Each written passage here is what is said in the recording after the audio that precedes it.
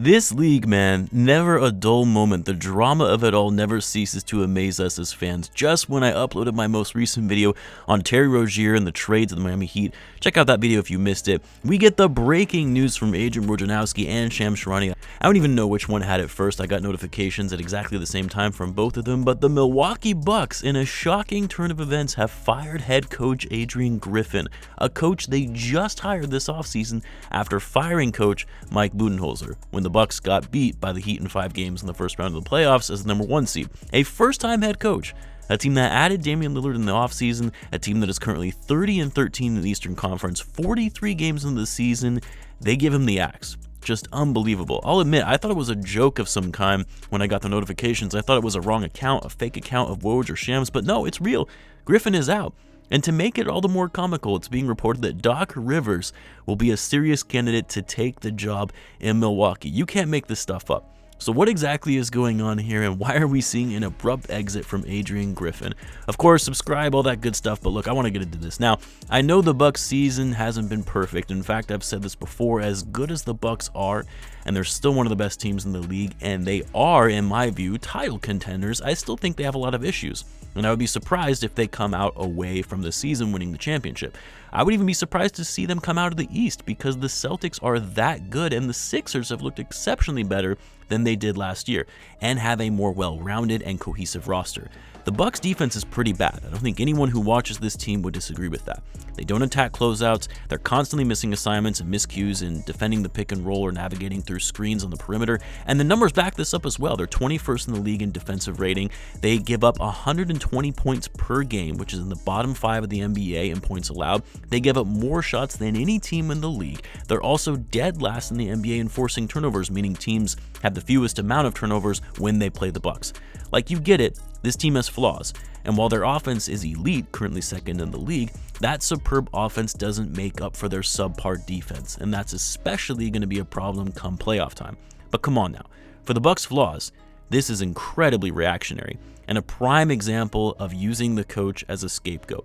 Like, this is more in the front office than anything, because while everyone was praising the franchise for landing Dame, I said it from the get-go that losing Jrue Holiday was going to be a bigger loss than most people thought. They're going to lose a lot defensively without him, not to mention his leadership, his ability to play off the ball and take on a more sacrificial role. Like, no one will question the fact that Damian Lillard is a better player. He's a superstar.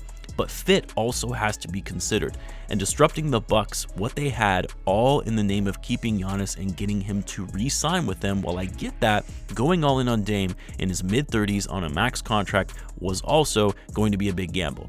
Extending Middleton in his 30s, same with Lopez at his age, surrounding Giannis with a bunch of older players who are going to start declining soon, that's the real challenge here. And yes, I don't think Griffin was the best coach for this team, but this roster has a lot of problems that can't all be put on coaching. And that even goes into last season. But here's the thing, I'm not buying the Bucks. Simply didn't like what they were seeing, panicking that their window to win is now and that they don't have time to lose, or that they saw the Bucks almost lose against the Pistons last night. I'm not buying they just said, you know what, we're changing things up. He's got to go. Fix it now before it's too late.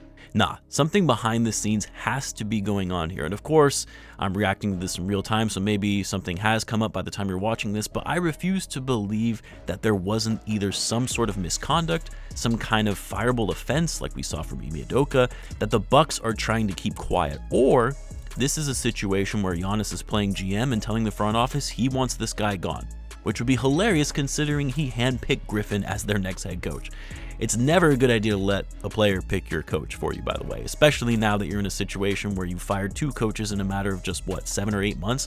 Talk about throwing off team chemistry and morale in the locker room. The other thing I'll say is, don't forget about what happened right before the start of the season when Terry Stotts suddenly stepped down as an assistant coach shortly before the Bucks opening night. That was odd in and of itself, and we never really got a backstory on why that happened outside of a potential disagreement between him and Griffin. Just some odd occurrences going on in Milwaukee that I think the organization is trying to keep quiet. So anyway, how does this impact the Bucks going forward for the rest of the season and beyond? I honestly don't know, because I don't think a coaching change is magically going to get them back to being the title favorites. They need a change in personnel on their roster to make them a better team defensively and actually try and get some younger players with more energy and grit. This team is old, and it shows, and that's not something you can just change via coaching. Anyway, I know it's a short video, but wanted to share my thoughts on the matter. Let me know what you guys thought of the breaking news here. Let me know in the comments. As always, be sure to subscribe, and I'll see you in the next one.